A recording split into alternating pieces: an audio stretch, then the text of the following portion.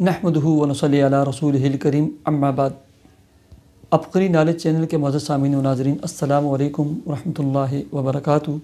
امید کرتا ہوں کہ آپ جہاں پر بھی ہوں گے، جس حال میں بھی ہوں گے، اللہ کے فضل و کرم سے خیریت سے ہوں گے، اور دعا گو ہوں کہ اللہ تبارک و تعالی دین اسلام کے ساتھ آپ کو صحت و سلامتی والی پاکیزہ لائف اور زندگی عطا فرمائے، آمین۔ پیارے سامعین و ناظرین، آج میں آپ کو رشتوں کے حوالے سے ہر مشکل کے لیے جو ہے نا، حضرت مولانا حکیم اختر صاحب رحمۃ اللہ علیہ کراچی والے جو ہیں، گلشن اقبال جامعہ اشرفی، ان کا ایک مجرب عمل اور وظیفہ بتلانے لگا ہوں۔ آپ نے صبح اور شام 313 مرتبہ یہ 4 کلمات ہیں، جو سکرین پر آپ کو یہ 4 کلمات نظر آ رہے ہیں، یا سبوح، یا قدوس، یا غفور، یا ودود، یا سبوح، یا قدوس، یا غفور، یا ودود۔